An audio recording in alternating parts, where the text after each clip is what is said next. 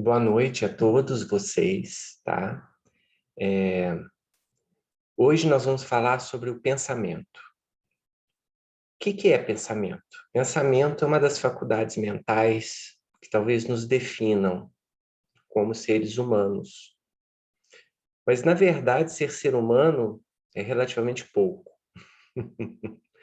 Nós somos a ponta de uma cadeia evolutiva de milhares de espécies que ainda existem, já se foram, compartilham conosco a maioria das nossas propriedades mentais. Talvez até mesmo o pensamento, que foi, na verdade, o motivo da angústia original de René Descartes, que promoveu a produção do discours de la méthode, como vocês podem ver nesse slide, o discurso do método. Né? Através do pensamento, Descartes criou talvez o aforismo mais famoso da filosofia moderna, cogito ergo sum, penso, logo existo, né? Que promoveu, né, a invenção, tirando uma sujeirinha aqui, a invenção da ciência moderna.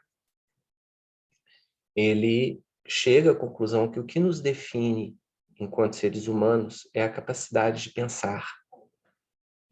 E o que define a realidade é exatamente a consciência de que apenas eu tenho, que apenas eu, desculpe, revendo, na verdade, ele fala que a única certeza que nós podemos ter é sobre a minha própria existência, porque eu estou pensando. Bom, eu não estou aqui para discutir o erro de Descartes, né? Já falado por vários, diretamente no título de Antônio Damasio, né? E, se vocês quiserem ler um filósofo chamado Spinoza, vocês também vão ver muito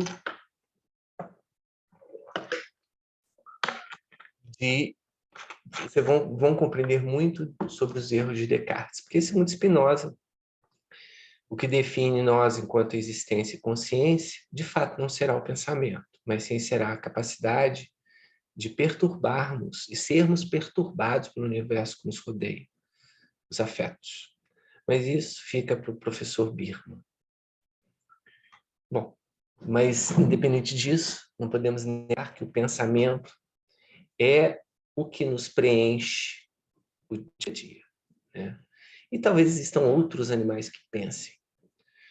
O pensamento é, de fato, uma atividade interna e reflexiva. Geralmente nós pensamos, porque é reflexiva, porque geralmente nós pensamos em função de um ponto de partida, que é nós mesmos. Então, talvez o pensamento tenha como uma prerrogativa, né, a construção de um eu, de um self, de um ego, de onde esse pensamento parte, para onde esse pensamento volta, né? Talvez a consciência do eu seja um elemento fundamental do pensamento, ou talvez nós possamos falar que a própria consciência tem no pensamento seu conteúdo, mas não apenas, né? Porque existem outras formas de, digamos assim, cognições conscientes. A imaginação é uma delas, né? Mas dificilmente você consegue separar uma coisa da outra. Dificilmente você imagina uma casa sem estar pensando. Ou a própria sucessão de frames, né, de imagens de um sonho, como um filme, traz ali uma bagagem de conceitos, de coisas abstratas, que é o próprio pensamento em si. Então, eu poderia dizer que o pensamento talvez realmente fosse algo universal que preenche a existência humana e talvez defina o conteúdo da consciência. Porém, nós também, como não podemos nem afirmar se somos os únicos seres humanos, se nós, seres humanos, todos pensamos, temos consciência, né, diria assim, né? Eu não posso afirmar sobre a consciência de vocês, e se vocês pensam, que estão aí me ouvindo, né? Que dirá dos animais, de outras espécies, né? Bom, eu tenho um meu neto, né?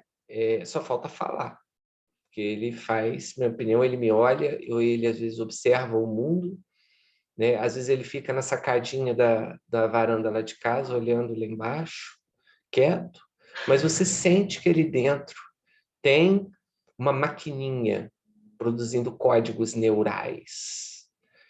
Uma coisa que o ser humano tem e realmente se relaciona com o pensamento, que é a chamada Default Mode Network, ou a rede de funcionamento padrão, ou de funcionamento default, né? que é basicamente um conjunto de áreas cerebrais que mantém uma atividade dinâmica quando nós não estamos fazendo absolutamente nada, ou seja, estamos pensando, né? Nesses momentos internos de inflexão, né? Os animais também têm essa Default Mode Network e com evidências de homologia com a Default Mode Network humana. Os gorilas são um exemplo, né, de primatas não humanos que manifestam diversos tipos de comportamentos, né, como se realmente estivessem pensando. Basicamente, a gente pode dizer que o pensamento é um processo, como eu falei, interno e reflexivo. Ele está diretamente relacionado com a postergação de uma resposta. Vou dar um exemplo. Né? Você sofre, digamos assim, você vê uma maçã, né? E antes de pegar a maçã, você para e fica olhando para ela. Se isso não for uma microcatatonia, uma crise de ausência, você está pensando sobre aquela maçã. Tipo assim, essa maçã tão bonita aqui dando sopa, será que é uma armadilha? Será que é uma pegadinha?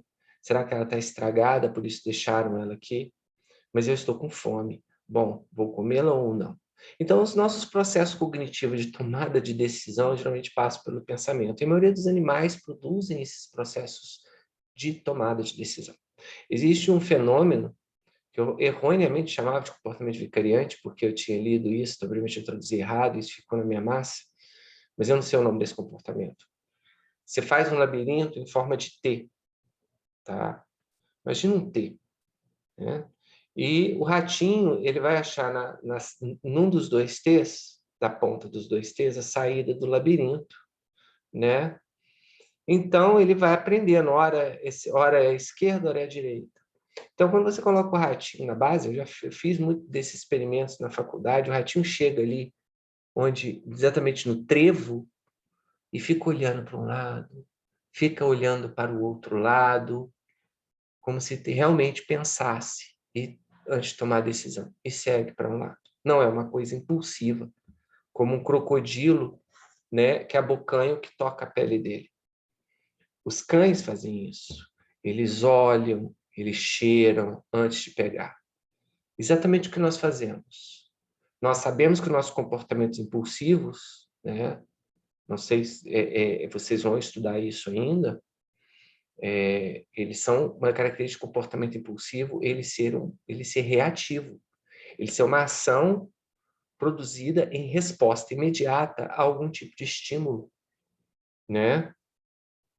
Dá um exemplo, você passa e vê a maçã e não pensa, pega ela e mete na boca, aí você sente que ela está estragada, né? Então isso é um comportamento impulsivo que todos os animais produzem, inclusive o ser humano. Mas pelo menos os mamíferos dão evidências concretas de também produzirem processos internos de computação de informações com um objetivo prospectivo, ou seja, por definição, pensamento. E qual seria a diferença, então, o que separa, talvez, um ser humano de um gorila ou de um cão do ponto de vista qualitativo? Quantitativo, tudo é dimensional no universo da mente, né? Posso dizer que os cães pensam, mas o pensamento deles é, sei lá, né? É extremamente rudimentar, perto do pensamento humano, que chega a produzir filosofia, né? O que diferencia qualitativamente o ser humano de outras espécies animais? Até onde conhecemos essas outras espécies animais. Vou dar 5 segundos para vocês pensarem enquanto eu bebo água.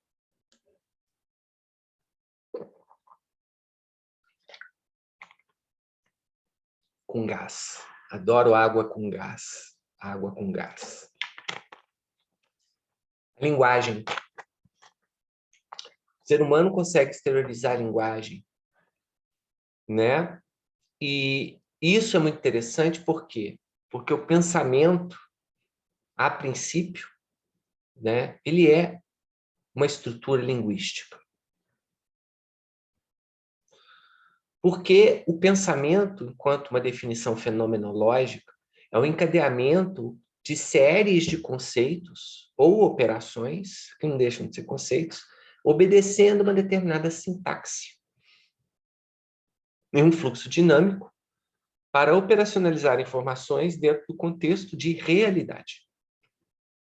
Primeira coisa, que você não pensa só sobre coisas reais, mas você sabe a diferença entre as reais e as irreais. Essa diferença é o que nós chamamos de juízo crítico de realidade, que é uma das características do pensamento. O Daugalarron separa o juízo crítico num capítulo, né? Ele teve essa ousadia, mas ele é um autor e um homem extremamente genial, então ele pode. Mas eu acho que o juízo crítico de realidade aqui ainda fica bem dentro do pensamento, por ser um atributo da natureza do pensar. Né? Quando eu falo que é um encadeamento de séries em um fluxo dinâmico, eu estou dizendo exatamente encadeamento de séries em um fluxo dinâmico, que significa um processo serial. Quando você olha, por exemplo, uma casa, né, a cognição, a gente chama ela de uma cognição de uma vez só, uma cognição paralela. Quando você olha uma paisagem, né, aquela informação, ela vem, né, de uma vez só para você. E já constrói todas as representações cognitivas ali dentro, né, e produz em você uma série de efeitos que são as nossas disposições, emoções, etc. Então, na verdade, as cognições que estão relacionadas com a imaginação, elas têm a característica de não ser um encadeamento de séries, mas sim a apresentação de elementos informativos de uma vez só. Mas se vocês olharem, a música é um encadeamento de séries, de sons. Então, há uma grande relação entre o pensamento e o sentido da audição. Não sei se por analogia ou se até mesmo por natureza. Mas nós sabemos que assim, o grande sentido que nos permite construir, né, uma vida social de relação, né, que mais facilita isso é a audição. Enquanto que a visão é um sentido que talvez seja mais relacionado à capacidade de imaginar, devido à própria natureza da informação visual, que é paralela. Não, mas você fica olhando, por exemplo, você fica escaneando com os olhos uma paisagem. E isso vai produzindo um encadeamento de uma série em um fluxo dinâmico. Uma série de quê? De frames da imagem. Né? Você começa olhando na ponta da direita e acaba olhando na ponta da esquerda, né? Quando você faz aquele zoom panorâmico. Né? Sim, é verdade. Mas a questão é que quando você integra, de fato, a informação dentro destes 180 graus de imagem, você já está pensando. De alguma forma, você faz isso. Se for apenas digamos assim, não é admiração, se for apenas como é que fala, gente? Uma contemplação, tudo bem, né? Mas se você, por exemplo, está escaneando para procurar alguma coisa, né?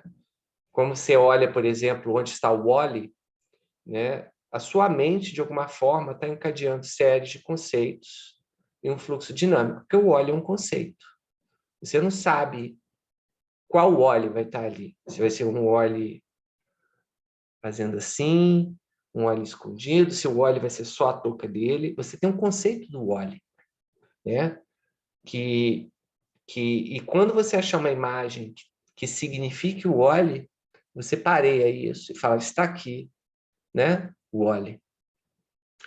Mas o fato é o seguinte, que pode ser um pensamento que não envolva diretamente elementos linguísticos. a priori. Talvez o pensamento canino seja parecido com esse, né? Mas o pensamento humano em si, né, através de séries e de conceitos ou operações, é quando ele seja puramente reflexivo, né? Ou seja, puramente internalizado. Você não está trazendo elementos de fora para serem interpretados numa cadeia de séries, como quando você procura o Wall-E. Você está literalmente produzindo dentro de uma sintaxe própria dentro de você conceitos, ou operando esses conceitos para manipular informações dentro de um contexto de realidade, né? E operações, por que que eu usei a palavra operação? Né? Deixa eu ver se é o próximo slide. Porque operação, a matemática, tá? Que vocês tanto odeiam, ela está para o pensamento da mesma forma que a linguagem oral, que é a nossa comunicação, né? Desde o texto científico até mesmo a poesia romântica. Né? Então, a linguagem, a matemática, antes de mais nada, se utiliza de uma linguagem, assim como o pensamento textual também. Então, a gente pode dizer que os conceitos da língua, né, e os operadores da matemática sejam elementos análogos, né, dentro do processo de pensar. Ambos também têm uma sintaxe, da mesma forma que você forma uma frase, você também tem que ter uma certa organização, uma certa forma de operar valores, quantidades, né, que a matemática faz, através de seus símbolos, através de seus significados específicos, né? Então, essa sintaxe é fundamental, né? Se você pegar uma scramble, uma frase embaralhada, troca as palavras e tudo de lugar e apresenta para alguém, você não vai entender nada.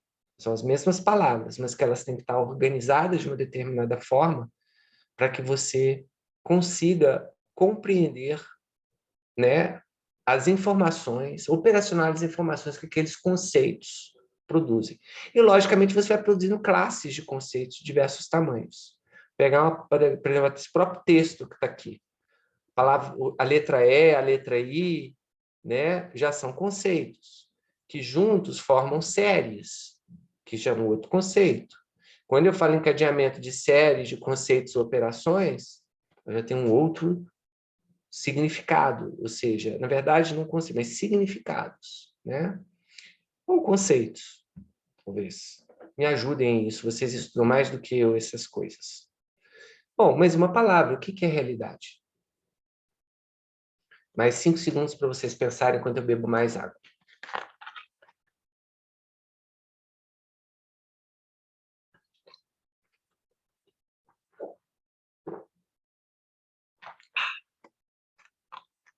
Pensaram?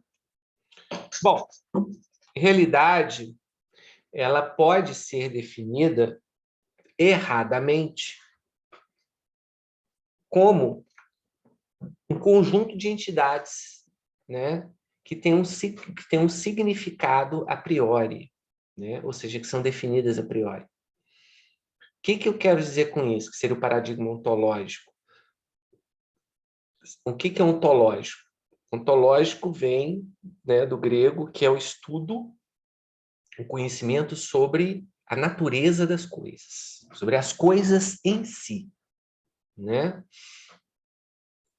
E o paradigma ontológico é o paradigma que centralizou o pensamento humano durante muito tempo, inclusive na ciência. E ele, na minha opinião, ele é uma falácia, porque não existem coisas em si, tá? Aí vocês vão...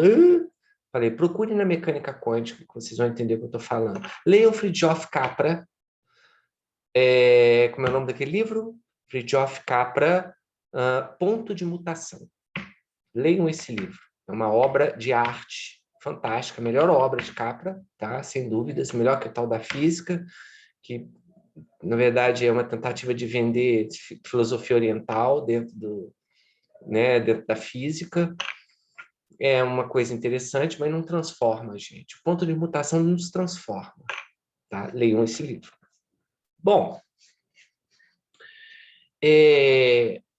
Então, o que que significa isso? Ele quer te dar a realidade fosse uma coisa já estamentada, já fosse uma coisa pré-definida, inclusive a nós mesmos, a nossa própria existência. E a gente sabe, vocês mesmos já devem ter estudado aí na psicologia, em filosofia, o Caramba 4, que não existe isso. Na verdade, a realidade ela é um paradigma ético.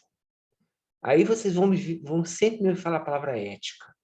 Mas a palavra ética, ela não é literalmente o código de conduta moral. A ética é exatamente como as coisas se comportam, não o que elas são. Ou seja, a realidade, na verdade, ela é um conjunto de entidades eleitas pelo senso comum. E o que é o senso comum? O senso comum é o que a maciça maioria das pessoas acredita, ou conceitua, ou concebe. Isso é uma tampinha de plástico vermelha, e eu posso dizer que isso aqui é uma definição do senso comum. A própria palavra tampinha vem de onde? Do senso comum, né? Então, na verdade, o que a gente chama de realidade é um palco onde as pessoas operam as informações. O que você considera realidade ou não, não importa. Querem um exemplo? Deus. Onde que Deus é uma realidade em si? E ele é uma realidade, ou seja, uma coisa em si. E Deus é uma realidade para 95% dos seres humanos. Pelo menos até o Carl Sagan escreveu o livro Contato, que ele traz essa informação no livro, né? 95% dos homens acreditam em um Deus. Talvez seja menos hoje, o ateísmo está crescendo. Mas exatamente, daqui a 200 anos, Deus pode ser uma irrealidade. Basta as pessoas pararem de acreditar nele.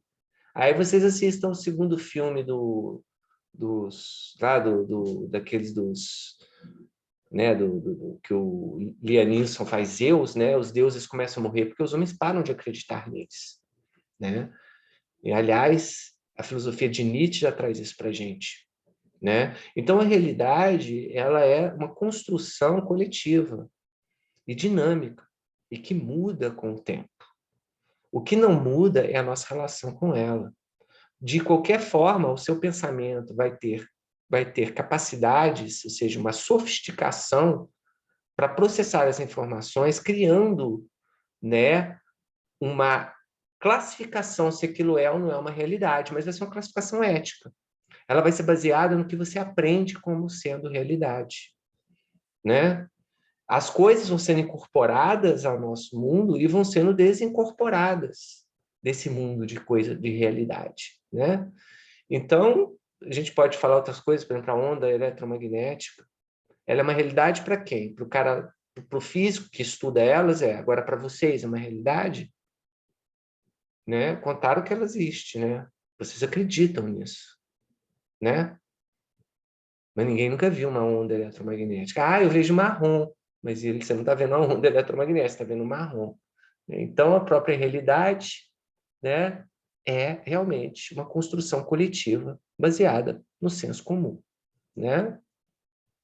Então, isso facilita muito o trabalho da gente dentro da psiquiatria e dentro da psicopatologia fenomenológica, porque o julgamento de realidade agora é um julgamento cultural, contextual, né? E, a verdade, a grande alteração que a gente vai ver que é o delírio, né, ela está exatamente relacionada com a incapacidade de você de reconhecer o que é real e o que é real dentro de um contexto dinâmico. Bom, e eu poderia dar uma segunda definição de pensamento, uma definição neurofuncional computacional, que vai para se aproximar muito à lógica, né, computacional do pensamento, é a mesma lógica computacional de um script de um programa, que tem as funções, são os conceitos, tem as sintaxes, tem os operadores, né, e é um encadeamento de informações, né, uma série de informações que em um fluxo dinâmico, né, operacionalizam elementos dentro de um contexto específico, que é aquele sistema que o programa roda, né?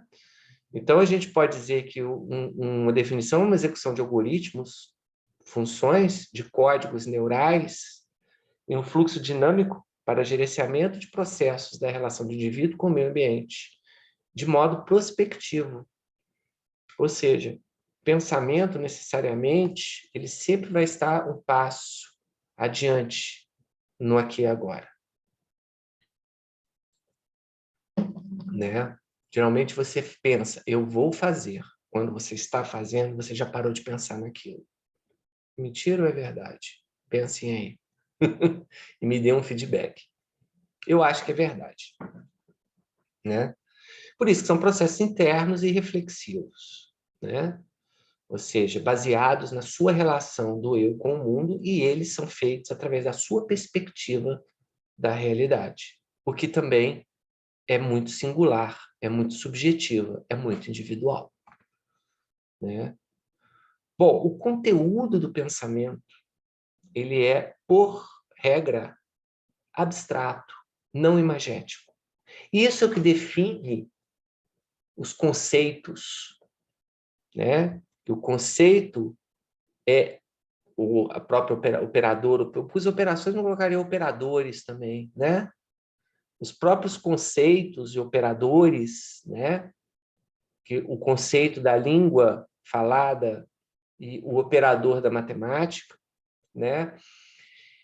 Eles são abstratos. Isso define o pensamento. Olha que legal. Pensamento, quando ele trata de uma coisa que não existe em si, que não tem uma imagem associada a ela. Mas é muito diferente, olha que interessante, de uma emoção. A emoção é uma coisa em si. Você sente, mas ela não pode ser conceituada. Olha que loucura, que coisa linda, né? A emoção não pode ser conceituada. Ela não pode ser representada por uma imagem também, mas ela existe, é uma coisa em si.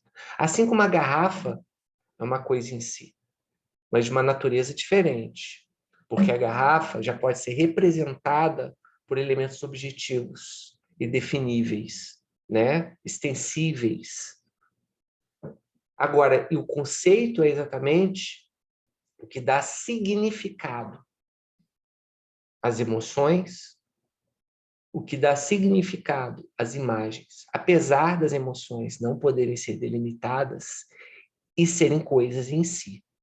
Conceitos não são coisas em si.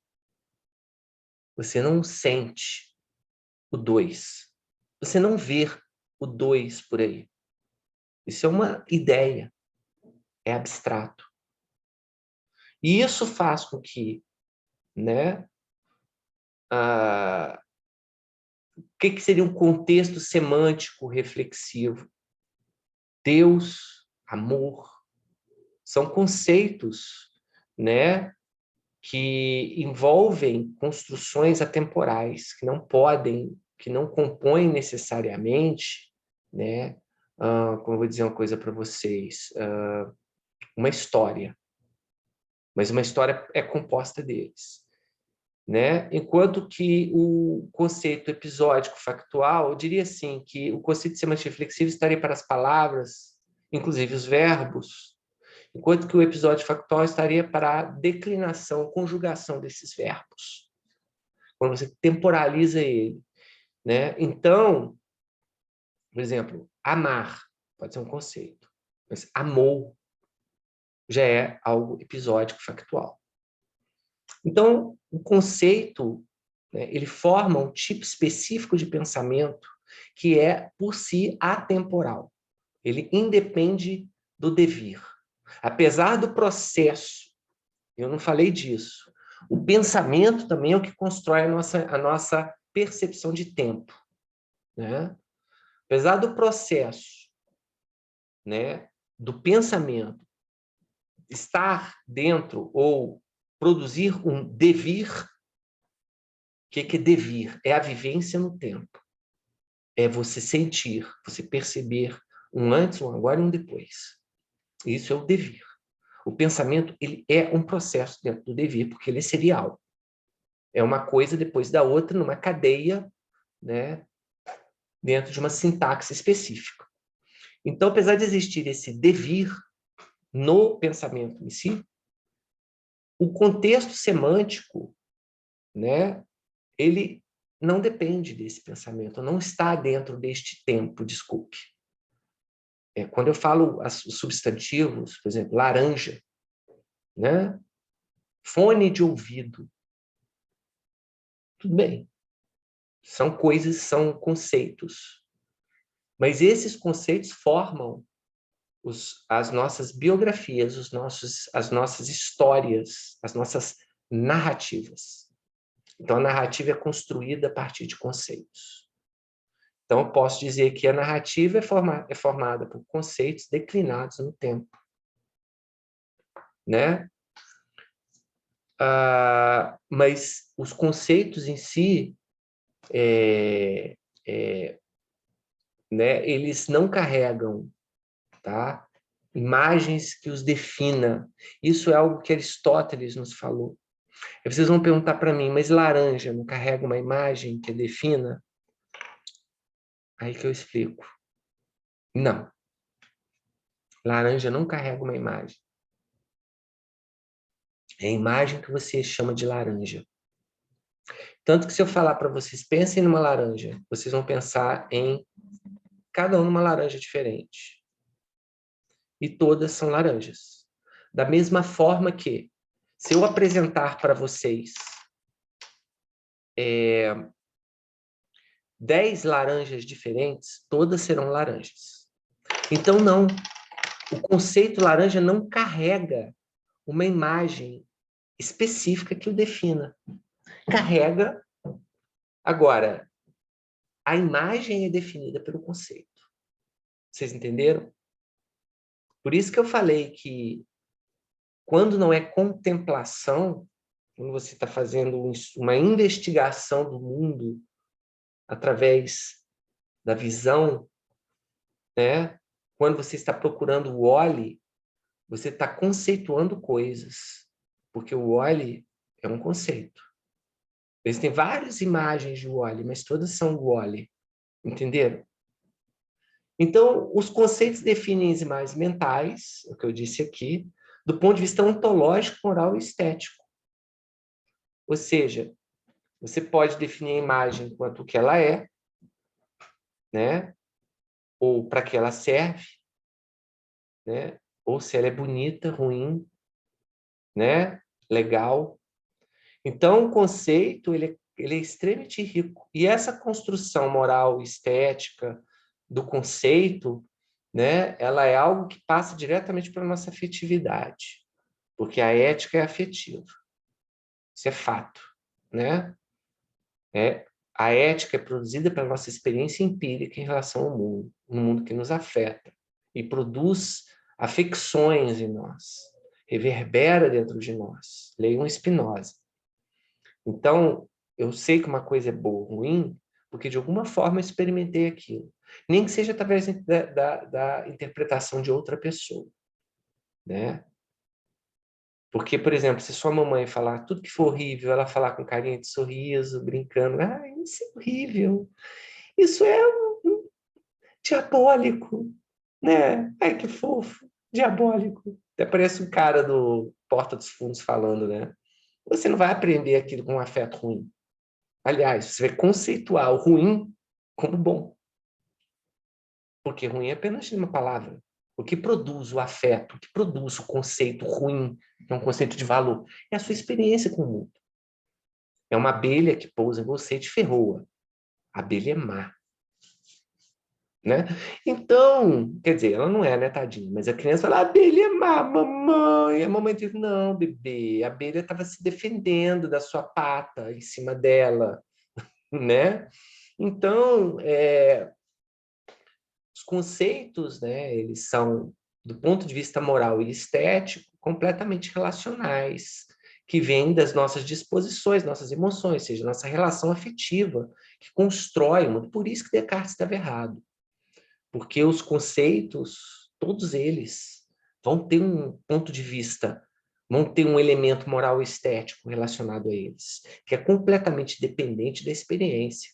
Sem experiência, você não sabe o que é bom e mal. Sem experiência, você não sabe o que é feio e bonito. né? E, a partir daí, nós podemos realizar, tanto do ponto de vista ontológico, moral ou estético, classificações, generalizações e taxonomias, que é exatamente o que constrói o raciocínio humano, né? Raciocina, rapaz. Que é isso? Que é isso? Isso é uma garrafa, né? Mas se você gostar das coisas, dos mínimos detalhes, vai falar que uma garrafa de epóxi, plástico, não sei de quantos, com cadeias carbônicas assim, assado, que tem tanta capacidade, tanta rosqueada, tanta espessura do plástico, etc. e tal. Ou seja, isso começa a ser uma coisa assim, impossível de se limitar. A capacidade que nós temos para criar classes, para generalizar coisas em classes, né? Tudo que tem, tudo que você coloca coisa dentro, tem uma ponta, né, mais fina do que o meio, e geralmente pode ser fechada por algum outro objeto, você chama de quê? Garrafa. Até mesmo quando você, às vezes, você pode errar, né? Você vai no laboratório, tem aquele Erlenmeyer, aquela coisa bujuda, comprida, que tem uma rolha em cima. A garrafa, o professor de química te dá um tapa na orelha, né? Garrafa Cacilda, isso aqui é um Erlenmeyer. Sei lá se é Erlenmeyer, acho que é isso mesmo, né? Que aí o aluno fala, tudo bem, Erlenmeyer é um tipo de garrafa. Pronto, né? Então, a capacidade da gente classificar, generalizar, né? E delimitar, ela vem da nossa capacidade de pensar. A ciência é isso, né? A ciência é o raciocínio, seja do ponto de vista dedutivo ou do ponto de vista indutivo, né? Mas não vamos falar mais disso. Agora, isso é muito interessante, que é a característica do pensamento, né? Ele tem um caráter linguístico e verbal. A simbologia semântica e sintaxe da tradição oral, a simbologia semântica e sintaxe da matemática, né? São formas de a gente representar essa linguagem. Então, quando você faz uma conta matemática, quando você pensa, por definição, você está tendo uma cognição verbal. Então, a gente pode falar que pensamento é uma cognição verbal, linguística, né? É o verbo de Deus, é o pensamento de Deus, que geralmente se materializa em ações, o verbal ou não, né? Isso está diretamente relacionado com a neurobiologia do cérebro. As últimas semanas científicas, semanas da psicologia, desculpem, da fase, acho que essa é a primeira que não teve uma imagem de um cérebro artisticamente representando essa dualidade, que é o que, na minha opinião, e acho na opinião das maioria dos professores e colegas de vocês, representa, talvez, de um ponto de vista de imagem, a psicologia. Porque a psicologia é viver no conflito desses dois universos, que também, sim, eles são complementares, mas também são conflituosos um com o outro. A gente tem o hemisfério esquerdo do cérebro, que ocupa, né, basicamente das cognições verbais. Eu coloquei a ciência relativo a isso. Todos os processos. Quando você fala para mim que você faz um gráfico de uma parábola, mas isso não é uma imagem? Não, isso nunca foi uma imagem. A imagem é a representação da parábola. A parábola é uma função matemática. Ela é um processo verbal e totalmente abstrato. Que você usa uma imagem do outro lado, pega o lado direito emprestado para representar aquilo, né? Porque a gente sabe que as imagens, por serem elementos não abstratos, elementos reais, né? A gente consegue conceber cognitivamente de uma forma mais fácil. É aquela velha história. Você quer que eu desenhe, meu filho, para você entender, né? Piadinha. É exatamente isso. Mas isso não significa uma pessoa que tem um pensamento predominantemente imagético, ela seja burra, né? Ela pode não ter a mesma capacidade de produzir pensamentos, tipo filosóficos, né? Ou matemáticos, mas ela vai ter a mesma, mas ela vai ter provavelmente uma capacidade muito maior para perceber, sentir e trabalhar do ponto de vista não linguístico, não verbal, o mundo. E 90% das nossas comunicações são não verbais. Tanto que as pessoas que pensam demais e sentem e veem de menos, percebem de menos, têm problemas na sua cognição social. Asperger é um exemplo, né? TDAH já seria o contrário. É um cara, né, que sente mais do que pensa, né? Percebe mais do que pensa, se afeta mais do que produz cogitos, né? Então, é uma pessoa que, de alguma forma, tem uma facilidade verbal maior, menor, né? E uma capacidade imagética de onde nasce a arte. Toda a arte vem do hemisfério direito do cérebro. E a arte é o que nos define humanos, que é uma coisa louca, né? Mas mas no fim das contas é a arte que nos define humanos. Porque ela é a única coisa que só o ser humano tem, além da linguagem. Então são duas coisas que definem um homem, a linguagem e a arte. Mas a linguagem não é o hemisfério esquerdo? Pois é, né? Agora deu um nó, mas é isso. O fim das contas, um hemisfério esquerdo e um hemisfério direito equivalentemente sofisticados definirão, talvez, as duas grandes, digamos assim, né? As duas grandes epifanias universais do universo, a arte e a linguagem, e o pensamento racional, o raciocínio, a ciência, ciência e arte, né? Com a filosofia aí amarrando tudo. E olha que interessante, no hemisfério esquerdo estão centros neurais de produção e compreensão da linguagem, né? Pelo menos da linguagem português, da língua, né? Do ponto de vista oral e também do ponto de vista escrito. A dislexia também está relacionada com alterações no lobo temporal, parietal também, porque tem relação de posições, né, do lado esquerdo. Enquanto que existe uma homologia à direita, né, por exemplo, a área de Broca, que está aqui em rosinha, que é a área de produção da linguagem, né? À direita, existe no mesmo lugar a área da prosódia. Quando você tem uma lesão na área de Broca, você não consegue produzir códigos linguísticos, você não consegue operar a linguagem, enquanto aquele encadeamento de séries de conceitos no devir, no fluxo do tempo, em um fluxo contínuo. Não. Você vai simplesmente não consegue. Mas se você tiver uma lesão do lado direito, você provavelmente vai começar a falar meio como um robô, sem colocar nenhuma emoção e afeto na voz e na palavra, que já são elementos do quê? Da comunicação não verbal. Lembra lá no início, uns tempos atrás, quando eu falei sobre bom e mal? Quando eu falei que você percebe seus valores a partir da sua experiência empírica, inclusive quando sua mente ensina, isso aí é coisa de gente ruim! Aí você fala assim, meu Deus, mamãe vai me comer. Aí você faz, né, suas associações, que aquilo é ruim, aquilo é mal, aquilo é feio, né? Aí você vai falar, neném, isso aí é tão feio, é tão diabólico. Então, quem comunicou o que é bom e mal não foi o conceito. Ou melhor, o conceito foi construído a partir disso. Mas comunicou não foi o signo linguístico. Quem comunicou isso foi a sua experiência empírica. Se vocês perceberem, talvez tudo seja produto dessa experiência empírica na nossa vida. Então, Descartes realmente, tadinho, estava muito errado.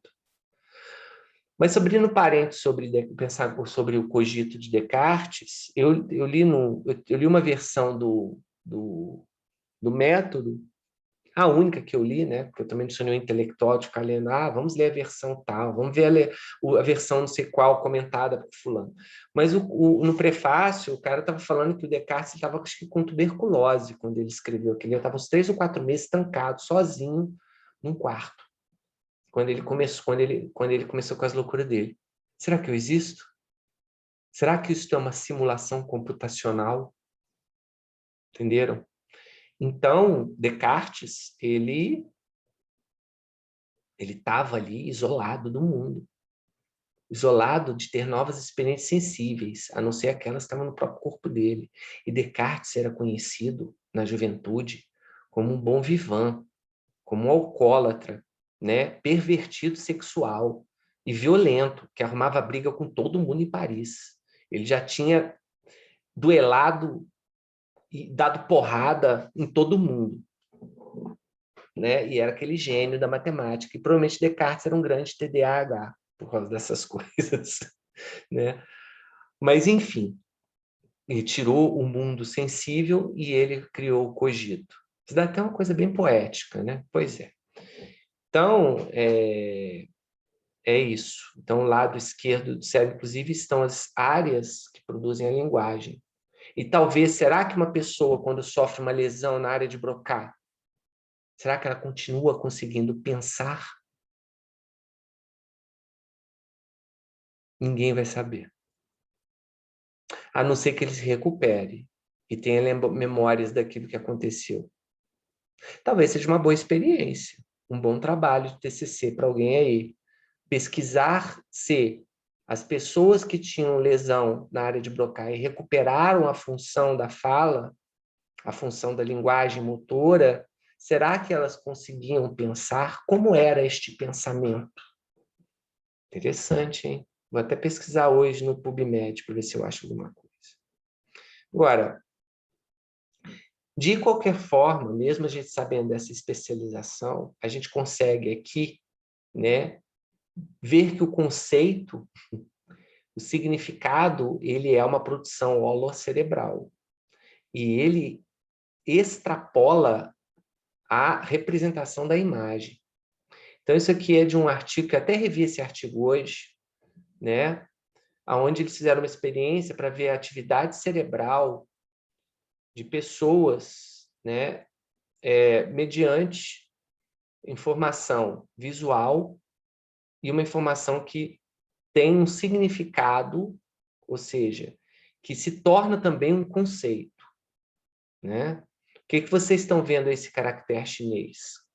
Quem não conhece, né, esse ideograma vai ver uma imagem de umas linhas, até bonito, né? Eu acho esteticamente lindo, tanto que eu tenho isso tatuado em mim. Exatamente este ideograma, tá? Então, o francês, por exemplo, né? O vermelho é o caractere chinês, o amarelo é o objeto. Porque isso, na verdade, é um diferencial, ou seja, é a subtração de um por um scramble, que é aquela mesma imagem, mas atrapalhada, que é para você extrair aqui exatamente o que se correlaciona com a identidade daquilo que você está vendo, e não com as características composicionais, os gestalts daquilo.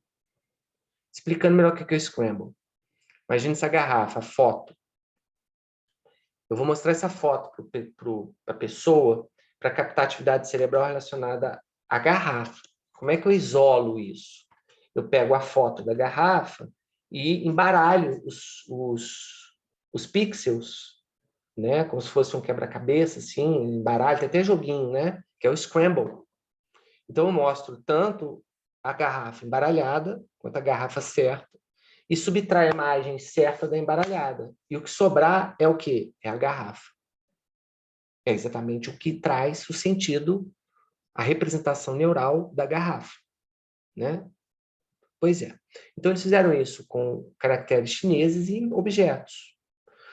Os franceses, que entendem chongas, né, de mandarim, né, sei lá, tanto os caracteres chineses quanto os objetos, chinês e vermelho e objeto amarelo, ativaram as mesmas regiões nessa parte occipitotemporal do cérebro, que é uma parte que, sabidamente, há décadas sabemos que codifica realmente e representa as percepções imagéticas, as imagens. Mas um objeto, como uma garrafa, né? Você vê que aqui para o francês tem umas corzinhas a mais aqui, tá vendo? Ou seja, uma garrafa tem algum significado, é um conceito, ou seja, outras regiões do cérebro também se ativam, né? Isso aqui no francês. Agora, quando eu pego o chinês, que sabe o que é isso, olha só, a atividade do caractere como extrapola para várias regiões cerebrais. O que dá para nós a evidência de que existe algo a mais do que simplesmente imagem, do ponto de vista neural, que é exatamente o significado disso. E essa palavra aqui, esse ideograma, ele significa tal. E tal é uma das palavras mais ricas da filosofia chinesa. Traduzindo literalmente, é o caminho. Então, só para falar o caminho, vocês mesmos que são ocidentais, nós, né? A gente já coloca um monte de coisa poética. Ah, o caminho da vida. É exatamente isso mesmo. O caminho é o taoísmo, que é talvez a filosofia mais importante da China, né? Então, isso mostra também como que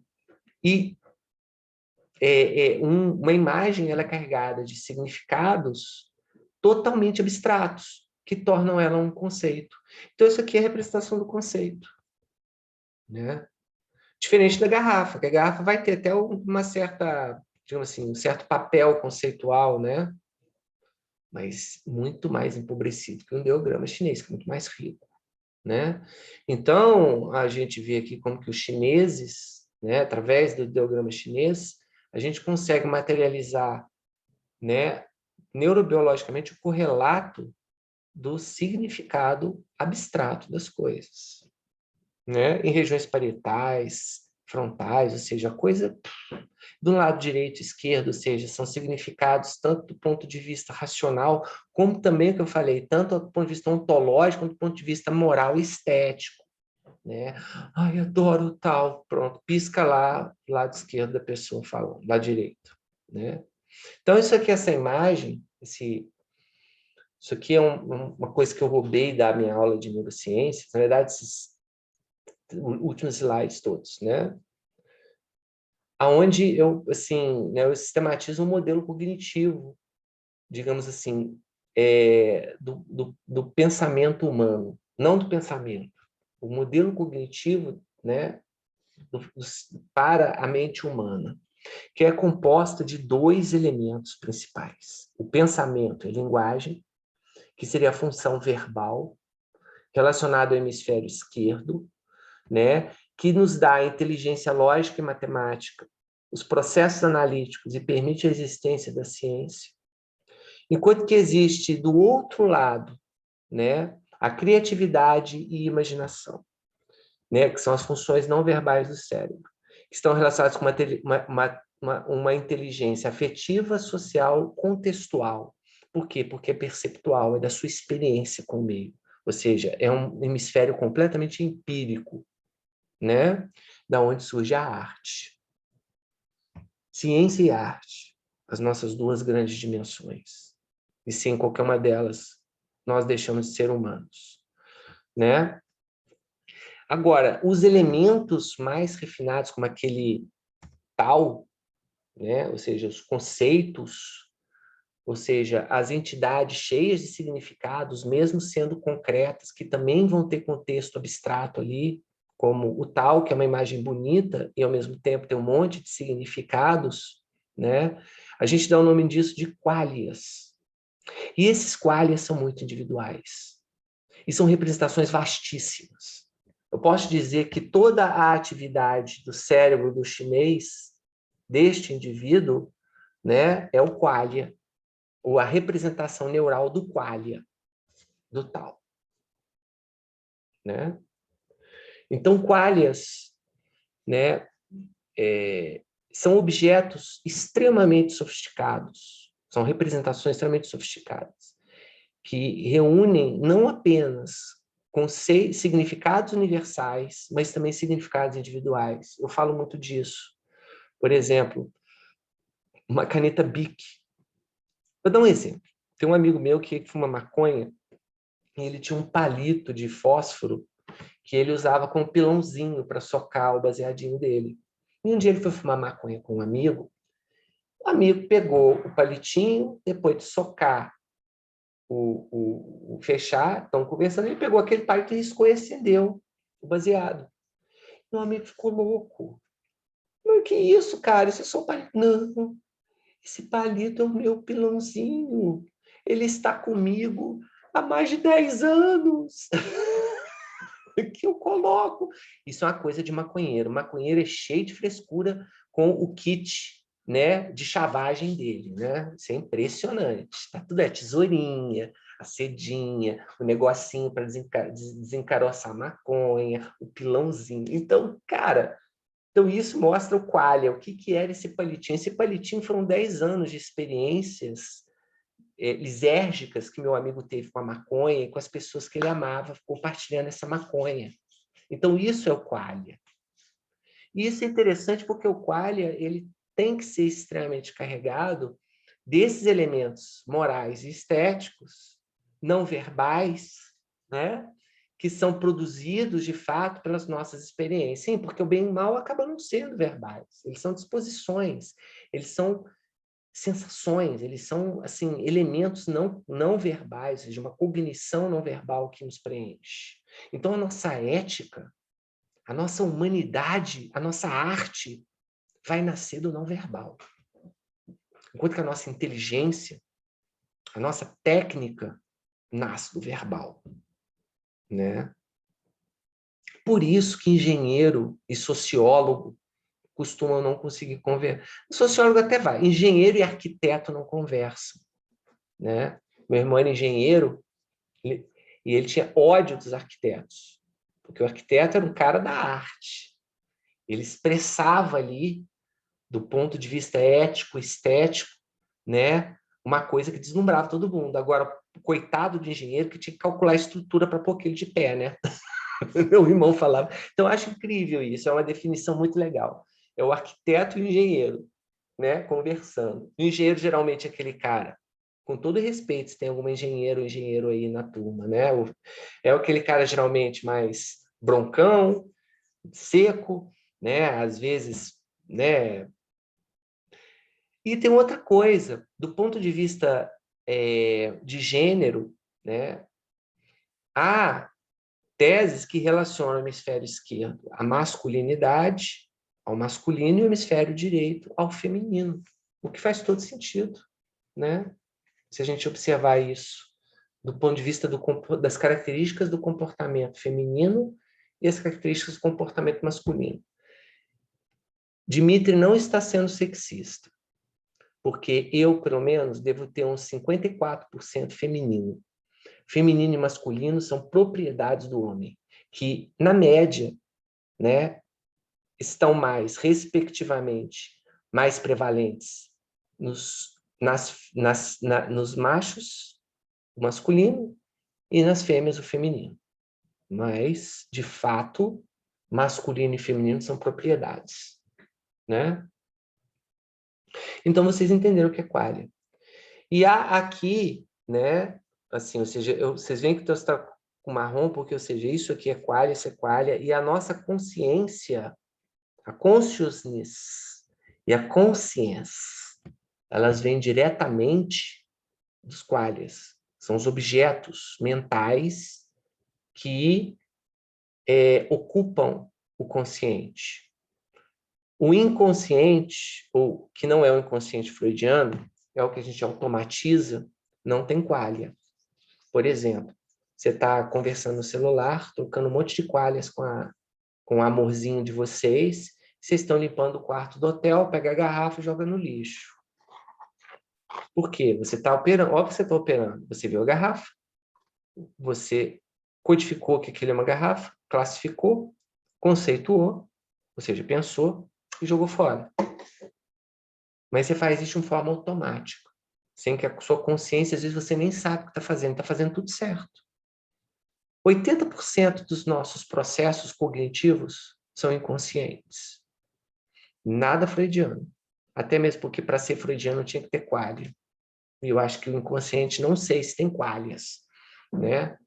Mas o que eu falo é do que é automatizado, do que você faz no fluxo do tempo, mas sem ocupar sua consciência com isso, dirigir, às vezes até ler, né? Operar computadores e coisas, e você está ali consciente de outra coisa muito longe. Bom, isso está ficando parecido com o curso de psicofarmacologia, que eu tenho 15 slides, 14 são falando firula e um que é a farmacologia ou a psicopatologia. Mas, obviamente, eu vejo que é importante ter toda essa introdução para um slide de desenvolvimento e desfecho, que é para entender bem, compreender, de repente, o ponto de vista das coisas. Mas esse slide aqui a gente vai falar em alguns minutos nele. São 22 horas agora, né? Ainda posso falar mais um pouquinho.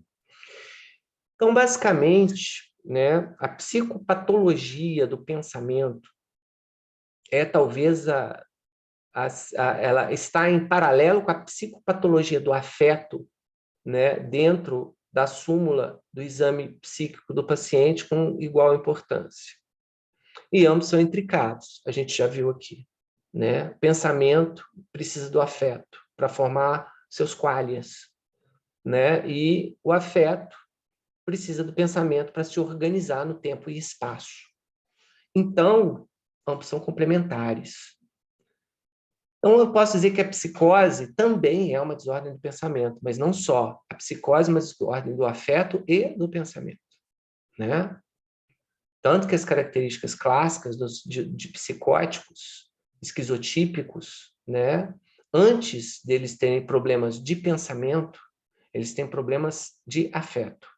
Tanto que faz com que as pessoas, talvez, eu sou um deles, que acredita que a desordem do pensamento na psicose é secundária à desordem afetiva.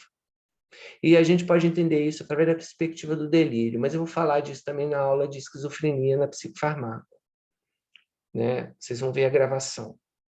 Bom, primeira coisa, a gente pode dizer que a psicopatologia, como qualquer outra do pensamento, ela é dimensional, como a da consciência é dimensional, como a da atenção é dimensional. Não existe o pensamento rico e pobre. Não existe pensamento encadeado e descarrilhado. Não existe o pensamento integrado e desintegrado, né? Existe um contínuo que vai de dois pontos ideais, né? E essa classificação, ela é muito complexa. Como tudo na psicopatologia fenomenológica, como a gente não tem ferramentas objetivas, é tudo intersubjetivo. A nossa produção de conceitos sobre aquele pensamento que nós estamos estudando, ela vai principalmente depender da prática. Então, na verdade, eu, como psicopatologista, eu não faço mais súmula há alguns anos. Eu vejo o paciente em 2 minutos, eu já fiz todo o exame psicopatológico, já tenho um diagnóstico, se duvidar, né? Mas eu tenho 20 anos de estrada, o Birman tem 30. Então, né? Para a gente é fácil. Agora, para vocês é uma dureza. E vocês vão aprender com a prática, né? Mas eu posso dividir, isso não está nos livros, essa divisão, porque é uma divisão que, para mim, é muito mais coerente, em 5 dimensões, que variam em um espectro, tá? O juízo é uma dimensão, conceito é uma dimensão, sintaxe, fluxo e conteúdo, né? E vocês vão ver que a minha classificação está diferente da maioria dos livros. Eu sou pavão mesmo, eu sou arrogante, entendeu? Eu vou fazer ainda a psicopatologia do Jimmy. Mas eu acho interessante que a minha perspectiva, o trabalho de vocês para casa, vai ser confrontar, vai ser fazer a psicopatologia de vocês. Vocês vão fazer, não, vocês vão fazer uma resenha de um capítulo, eu já vou dizer que pode ser do Dal Galarrondo, né? Uma resenha, um resumo, né? Da psicopatologia do pensamento e do juízo crítico do Dal Galarrondo. Mas talvez vocês possam usar outras fontes também, desde que citem um livro. Pode ser o Paim, pode ser o Nobre de Mello. Se alguém tiver coragem suficiente, pode ser o próprio Karl Jaspers, né? Pode ser o Henry. Escolham aí uma psicopatologia, um livro de psicopatologia para poder fazer, para poder estudar a psicopatologia do pensamento e do juízo crítico, que o Dahl-Glahon separa, né? Juízo de pensamento. Mas eu coloco junto. Por quê? Porque o juízo é exatamente aquele elemento da contextualização do pensamento, né, dentro de uma realidade, que é fundamental para o pensamento ser, do ponto de vista prático, operacional, efetivo e eficaz, né? Não adianta eu conversar com guarda-chuva. Isso não serve para nada, a não ser passar tempo. Falar com guarda-chuva você pode, o problema é se ele te responder, né? Como já diria o outro, né? O pessoal na pandemia estava conversando com as plantas. Não, não tem problema, você não é doido. Agora, se ela responder, você me conta, né? Então o juízo, né? Ele vai, que é exatamente a relação daquele pensamento com o contexto de realidade, ele vai desde pequenos erros nessa relação, né? Que são, por exemplo, os preconceitos. O livro da Dahl-Glahon traz isso bonitinho. Preconceito seria um erro de juízo, né? Porque você não tem elementos para criar uma cognição, um pensamento racional a respeito de algo, né? Sei lá, não estou dizendo nem, falando preconceito contra celular. Ah, eu não gosto do celular da Samsung. Eu nunca tive um celular da Samsung. Eu nunca pus a mão no celular da Samsung. Eu ouvi falar que é mal. Então, isso pode ser um erro de julgamento. Pode ser uma coisa de uma esfera mais da relação do eu com o mundo, tipo, né? Ó, eu vou continuar bebendo porque, para mim, o álcool não faz mal, né? Que a gente poderia falar pensamento autorreferencial. Todo mundo aqui tá com mania de pegar no meu pé, né? Ou até a paranoia pode ser um erro de julgamento, antes de ser um problema pior, tipo, será que o meu chefe está me perseguindo, né? Paranoia, ela é um fenômeno da ansiedade. Todos aí nessa turma estão paranoicos, inclusive talvez paranoicos contra mim ou contra o Birman. Será que eles estão com raiva da gente por algum motivo e vão ferrar com a gente, né? Lindos, eu amo vocês, tá? A última coisa que eu quero é ver qualquer um de vocês chorar. Mas são erros de julgamento que podem ser feitos por realmente uma falha do processo racional, dedutivo ou indutivo, ou pode ser realmente, né, uma extrapolação indevida, porque você não tem elementos para definir qualquer conclusão, por mais básica que seja, uma extrapolação indevida.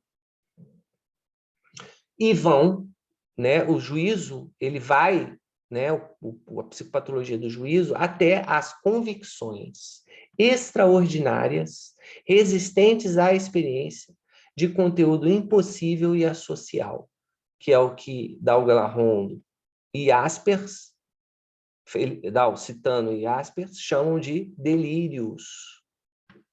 É uma definição linda de delírio. Então, o que é o delírio? Primeira coisa sobre o delírio.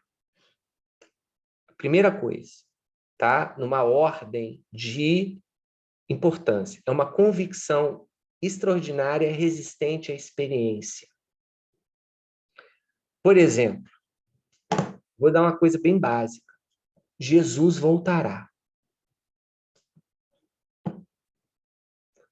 É difícil ser experimentado, mas pelo menos é fácil, uma convicção extraordinária. E como é que você define uma convicção extraordinária? Você conversa com uma pessoa que fala que Jesus voltará e percebe que ela, entendeu, é imovível dessa certeza.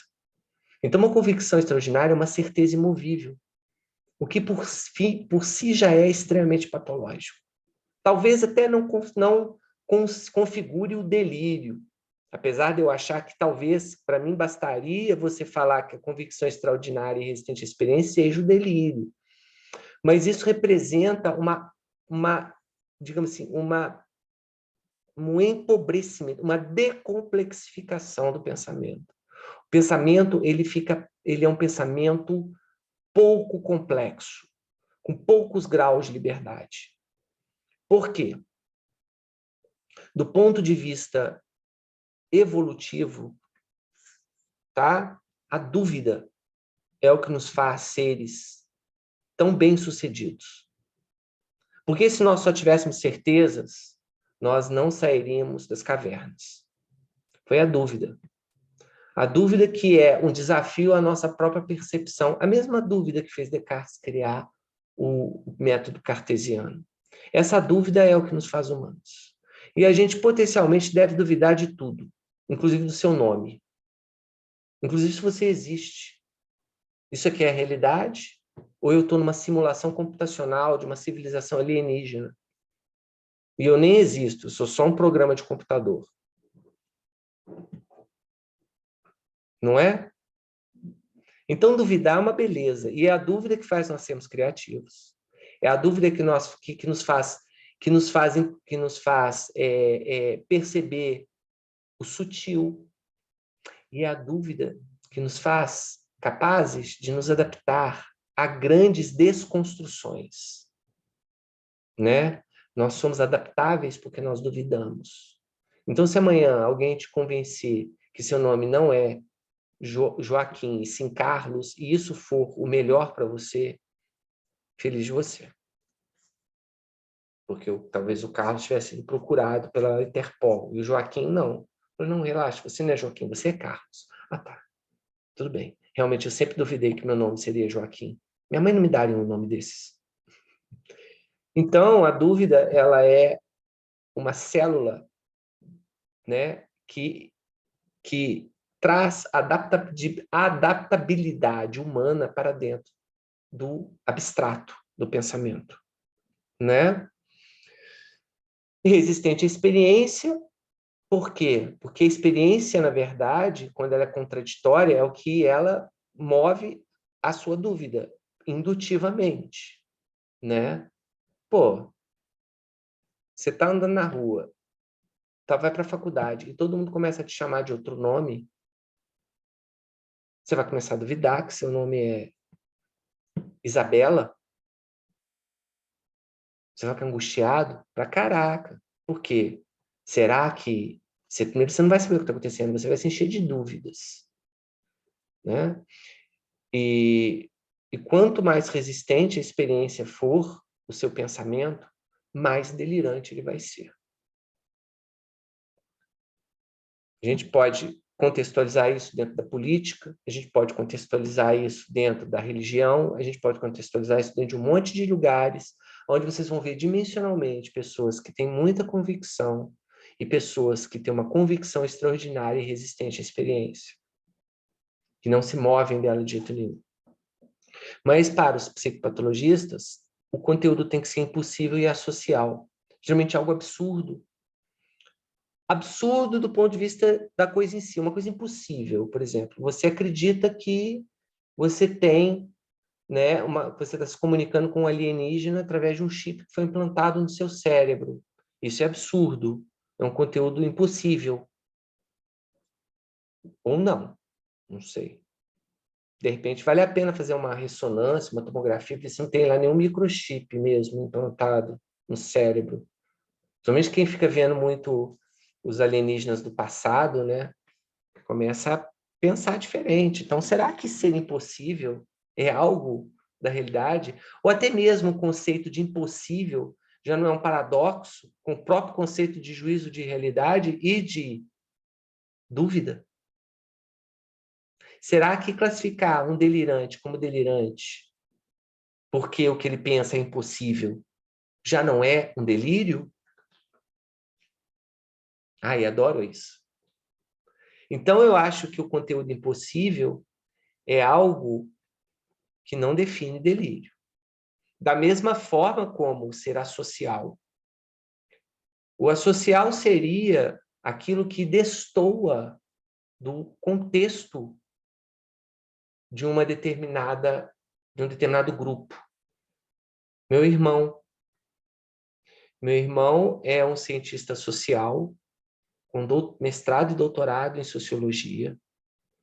né? Ele foi um marxista, materialista a vida inteira, e de 2 anos para cá, ele se tornou evangélico. E hoje, toda manhã, ele manda a Bíblia para mim e diz que a Bíblia deve ser interpretada ipsis literis, né? Isso é totalmente asocial, porque nenhum de nós, na nossa família, nenhum de nós, somos batizados, mas nenhum de nós é religioso. Espiritualizado é outra coisa. Nenhum de nós jamais teve uma religião, jamais seguiu uma Bíblia. Em todas as nossas gerações, da minha avó até o meu filho, né? E ele, do nada, pipoca um evangélico, né? Então, um psicopatologista pode classificar ele como delirante, porque a crença dele... Primeiro que o que é o extraordinário, né? Não sei, para ele, enfim, seja extraordinário, resistente à experiência, não é possível ter experiência religiosa, o conteúdo é impossível para o ateu, mas para o religioso não é um conteúdo impossível. E é asocial? Sim, é asocial. Então, se é asocial também não, na minha opinião, não definiria um delírio, porque meu irmão não, ele não é um psicótico, porque ele conversa comigo e eu sei exatamente que ele, isso faz parte de um sistema de crenças. E óbvio que as dúvidas existem, torturam ele. É uma coisa que ele escolheu crer, por razões dele, né? E não é delirante. Mas é asocial, totalmente asocial. Então, eu não acredito que esses dois elementos, o conteúdo impossível e a associabilidade, sejam, num rigor de um racionalismo, né, que é a psicopatologia fenomenológica, elementos patológicos. Muito bem. Então, acho que vocês entenderam o que é o delírio, né? O conceito. O conceito é uma dimensão exatamente que fala do significado das coisas em si. Só que isso se desdobra também em conteúdo, tá? Então, basicamente, o conceito é aquilo que é ontológico. Tipo, água é uma palavra que a gente utiliza para representar um determinado tipo de coisa. E, de repente, uma pessoa pode começar a falar água para outras coisas e não ser anedótico, tipo água que o passarinho bebe, né? É ser realmente um uso completamente anômalo, né? A criação de novos conceitos também, que eu deveria ter colocado aqui e esqueci, que é o que a gente chama na psicopatologia de neologismos, né? Uma palavra que nunca existiu e começa a conceituar um monte de coisas, né? Sei lá, xisupli. Não existe essa palavra, o nextaronta. Não existem. Mas vocês veem que pessoas com psicose esquizofrênica, principalmente as formas mais desorganizadas, elas enchem o vocabulário de neologismos, enchem o vocabulário de transformações, que é exatamente paralogismos, ou seja, as palavras mudam de significado, o conceito muda, né? A desintegração é quando você começa a reduzir, do ponto de vista conceitual, uma palavra. Manga, por exemplo, ela vai perdendo os sentidos que ela normalmente pode ter. Manga pode significar um monte de coisas. E, de repente, a manga passa a significar só a fruta e não significa mais o pedaço da roupa, né? E condensação seria o contrário, é você começar a usar uma palavra, né, que tem basicamente um único conceito, né, que é um conceito para uma determinada coisa, como um conceito para várias coisas diferentes. Então, né, a psicopatologia do conceito, ela passa por 4 elementos: transformação, né, neologismo, condensação e desintegração. A sintaxe, né, é uma segunda forma, é um terceiro elemento que a gente analisa, né, e que eu também posso chamar de forma do pensamento. Então, posso chamar de sintaxe ou de forma, tá? É basicamente a organização dos conceitos para formar ideias maiores. É exatamente uma que vai desde a fuga de ideias, que na verdade está relacionado também com problema de fluxo. São pessoas que têm uma aceleração cognitiva causada por uma mania, por exemplo, e não conseguem mais encadear um pensamento com início, meio e fim. Ela começa a falar do celular, né? E eu não consigo nem imitar, né? Porque isso é tão difícil, né? E começa a falar do celular e no meio para de falar do celular, já coloca como objeto direto uma outra coisa e assim vai encadeando, né? Um raciocínio que produz de fato, fenomenologicamente, um pensamento com uma sintaxe corrompida, tipo, né?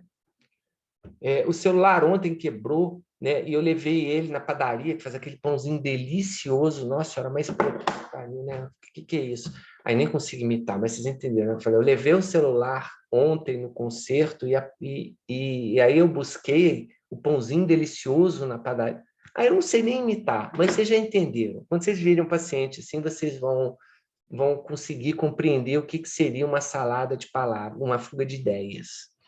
A dissociação, que é quando você começa a perder a conexão lógica entre conceitos para formar uma ideia, né, que passa pelo descarrilhamento, que basicamente seria uma evolução disso até a desintegração, ou salada de palavras, quando o paciente já não consegue mais, como a gente fala no popular, não fala mais lé concreto. Então, o cara desorganizado, que mistura conceitos completamente, né, inconectáveis, né, para formar uma sintaxe, né, ela não consegue organizar a estrutura daquela, né, formal do pensamento, é o problema de forma, que, na verdade, é muito comum. Mas o mais comum é o problema de juízo, né? O de fluxo é muito comum no bipolar e no deprimido, e o segundo mais comum, eu diria que seria o de conteúdo, que a gente vai chegar lá. Então, o fluxo. Como eu disse que o pensamento é um encadeamento de ideias, né, de conceitos em uma determinada sintaxe, num fluxo contínuo, é a velocidade desse encadeamento. Então, é literalmente o clock do processador, né? Mas, necessariamente, não há uma ruptura da sintaxe, da forma do pensamento, né? A fuga de ideias é uma ruptura da forma. A coisa está tão acelerada, né, que os pensamentos se atropelam, se tropeçam, e a pessoa começa falando de uma coisa, na mesma frase, fala de 4, 5, 6 coisas completamente diferentes e ninguém entende nada, né? A aceleração você entende, a pessoa está acelerada, falando, você entende, né?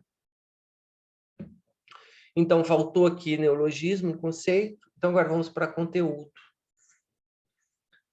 Conteúdo, né, é basicamente o equivalente a você ler uma lista de supermercados, né, uma frase numa placa de supermercado ou no banheiro, né, favor não urinar na tampa, né? E você vê uma poesia sobre isso, né? Caro freguês, razão da minha existência, por favor, ao pegar o seu bilau, acerte na mira e não deixe respingar as gotículas da sua urina, que é extremamente valiosa para a natureza, na tampa do vaso, pois gera um constrangimento neste vaso tão simples, cuja superfície é áspera e difícil de limpar. Imagine a nossa assistente de serviços gerais tendo que ficar tocando na sua urina. Tipo isso, né? Então, existe, quando você conversa, né, a gente percebe claramente, né, uma riqueza, uma pobreza no conteúdo do seu pensamento, que necessariamente não são patológicas, tá? Mas já podem começar a formar certos processos patológicos de conteúdo que a gente vai ver. Então, o empobrecimento do pensamento é algo que você percebe principalmente em pessoas com psicose e retardo mental, assim como a concretude. Concretude é a ausência de metáforas. Não só a incapacidade da pessoa produzir metáforas, né? Como também reconhecê-las, né? Usando palavras próprias para isso, né? Ou não. Então, por exemplo, o pensamento concreto é um pensamento compatível com a poesia, por exemplo, né? Com a literatura de prosa, né? E é um pensamento muito comum dentro do quê? Dentro de um paper científico. Pensamento do paper científico completamente concreto, objetivo, no real, né? Onde, quando você fala água, você quer falar água. Você não quer falar aguinha que o passarinho não bebe. Aí que eu falo que se confunde um pouco com o conceito, né? Quando você fala de concretude, né? Você fala também da riqueza da condensação, né? De conceitos que normalmente existem, né? Para água, por exemplo, tem quantos significados para a palavra água? Então, a gente também está falando de uma questão de conceito, quando a gente fala de concretude, né? A ruminação, ou estereotipia, né? Já são, faltou um elemento aqui, que eu falei agora e eu já esqueci. Eu esqueci de colocar. E eu falei dele, mas eu esqueci o que que é. Tá ficando cansado. Bom, a ruminação, né? É quando você começa a circular, né? Ao redor de um mesmo assunto, de forma a repetir aquela ideia, né? A repetir a apresentação daquela informação de formas diferentes, com palavras diferentes, mas sempre ali naquela circularidade, né? Por exemplo, nossa, eu adoro o celular da Samsung. Ele tem um touch muito bom. Mas sabe esse celular da Samsung? Pô, eu amo, né? O touch dele é muito sensível. Sabe o celular da Samsung? Eu já estou fazendo uma estereotipia aqui também. Nossa, eu tenho um celular da Samsung. O celular da Samsung é muito legal, sabe? Principalmente o touch. Eu amo o touch da Samsung. Eu já te falei que eu amo o touch do celular da Samsung. Tá ruminando ali, ó. Mas isso não gera uma angústia. Pode ser um sintoma de empobrecimento também do pensamento, né? E mesmo que seja uma célula de assunto extremamente sofisticada, né, ela prevalece ali, que se confunde muito também com a prevalência. A prevalência já é uma questão mais diferente, eu vou explicar. A estereotipia é quando você repete uma mesma expressão linguística, e às vezes com as mesmas entonações, com a mesma prosódia, repetitivamente. Tipo, eu até fiz uma estereotipia. Sabe o celular da Samsung? Eu falo. Sabe o celular da Samsung? Sabe o celular da Samsung? Sabe o celular da Samsung? Como um disco arranhado, literalmente. Lá perto do IFF tinha um cara que obviamente tinha um diagnóstico, ele era morador de rua, ele tinha lá a caminha dele, e ele tinha uma garrafa todo dia, no mesmo lugar, uma garrafa de PET de Coca-Cola cheia de água com um miojo dentro, cozido. Tá? Todo dia. E ele ficava, todo mundo passava, por favor, uma moeda? Por favor, uma moeda? Por favor, uma moeda? Por favor. Você interrompe ele. Aí você para de falar, uma moeda? Então, isso é a clássica estereotipia, né? Que define, geralmente, pacientes extremamente prejudicados. Elas podem ser motoras também, né? São movimentos repetitivos que o paciente faz quando fala, né? Para dar um repertório para aquilo, né? Isso mostra assim, um colapso do pensamento, a estereotipia. A prevalência, né? Ela está muito relacionada, por exemplo, a uma preocupação. Não é necessariamente uma ruminação. Aliás, pode ser até confundido, né? Para de ruminar isso, meu irmão. Mas quando você tem um pensamento que ocupa a maior parte, um tema que ocupa a maior parte das suas cognições de uma forma geral, e você pensa ali, Por exemplo, você vai receber uma carta da Receita Federal, e a Receita Federal passa a ser seu pensamento prevalente, né? Tudo é sobre ela, você vai no computador, você está olhando sobre data como é que fala? De malha fina, aí você vai ver em blog para ver quando eu caí na malha fina, né? Aí você procura lá um fórum sobre as pessoas que já caíram na malha fina, escreve um texto sobre isso indignado politicamente, aí fica todo dia revendo esse texto, mudando algumas coisas, né? Até o dia que você decide publicar ele.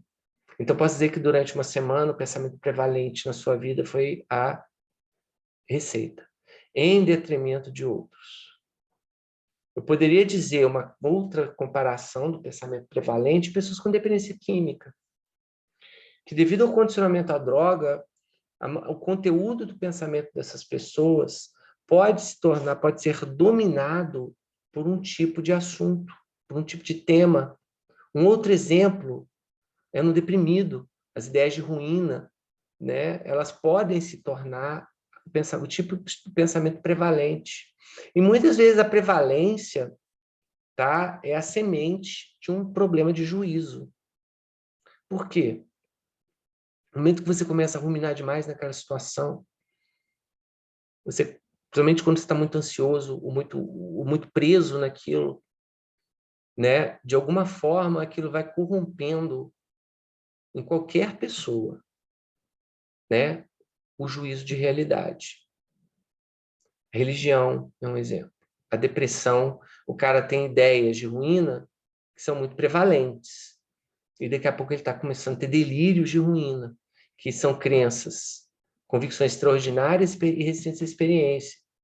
Eu tive um grande amigo meu médico que teve um delírio de empobrecimento. Ele não estava pobre, mas ele ia ficar pobre.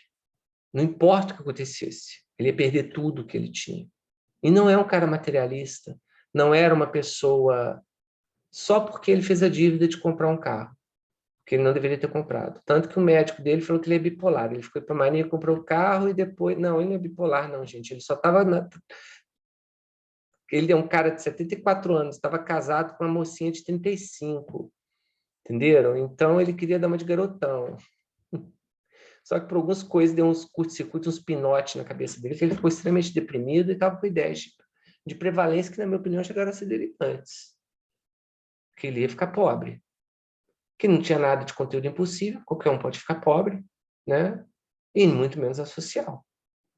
Então, ou seja, só que aquilo dominou a cognição dele, né?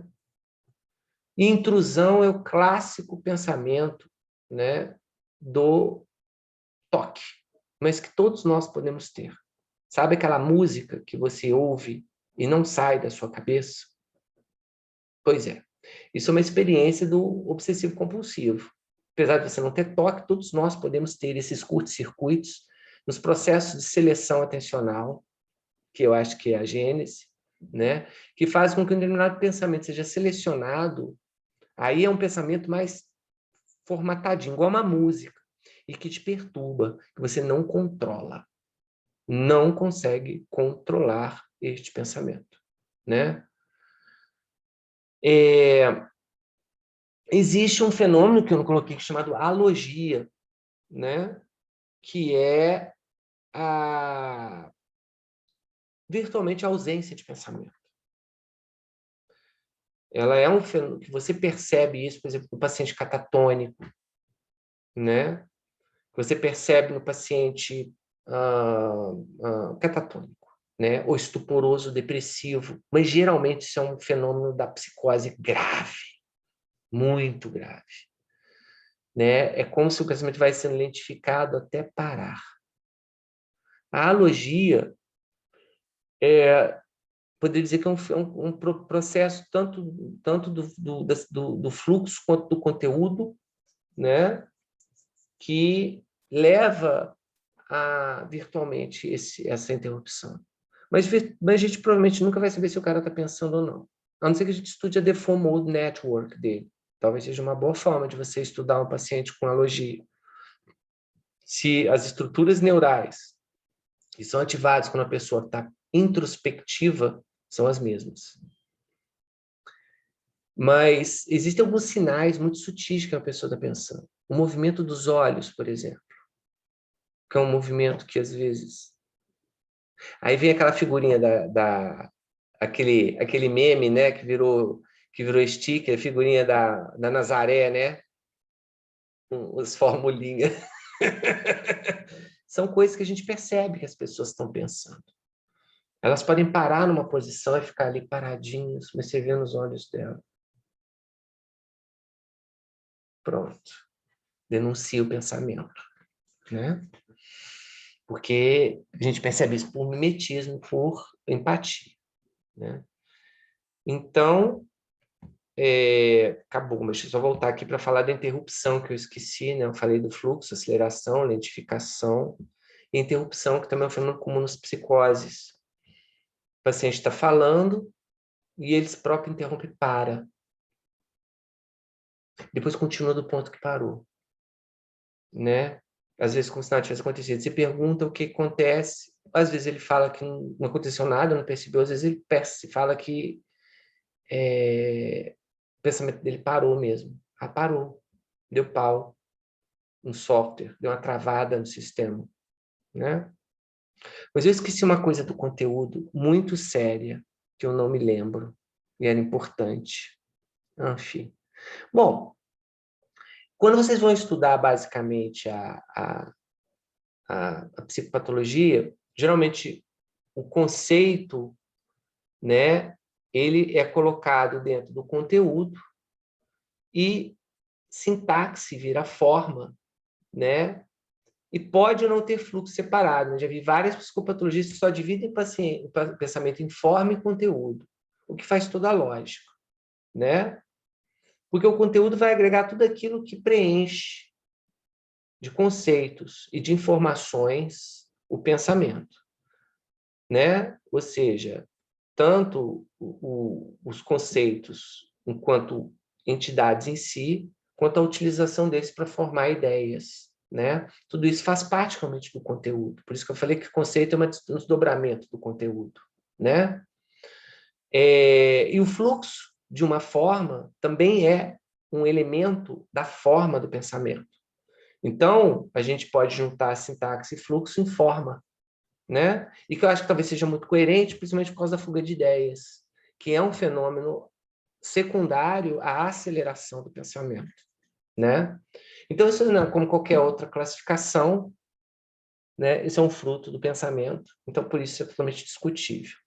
Quanto à questão do delírio, as 4 características clássicas do delírio, que é a convicção extraordinária, a resistência à experiência, né, o absurdo do conteúdo, né, e a desconexão do contexto daquele conteúdo, né, também podem ser objeto de reflexão.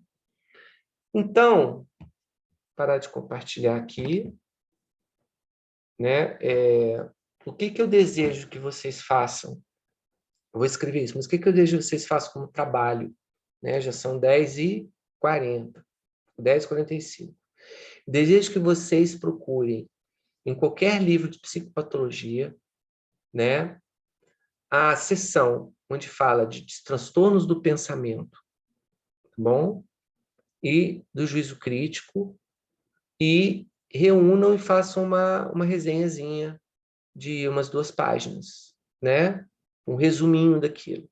Mas se vocês estudarem mesmo por algum manual de psicopatologia, mas sabe que a base para nossas provas, e não é exatamente o que eu falei, porque eu não vou ficar sendo um repetidor, um papagaio de livro, vai ser o Dal Galarrondo, que é o livro mais simples, mais sintético e, na minha opinião, o melhor para todo mundo estudar, né? Os outros livros são muito filosóficos, né? Muito fenomenologistas, né? Tem muito positivismo. Eu acho que assim, é bom para você, talvez até um exercício acadêmico, mas para você realmente ter elementos semiotécnicos, semiológicos, para fazer uma semiotécnica adequada, o Dalgarrondo, ele é insuperável, tá bom? Então é isso, crianças. Beijo no coração, obrigado, tá? E até semana que vem. Ah, semana que vem vai ter aula, tá? Eu vou gravar, apesar de ser feriado. Beijo.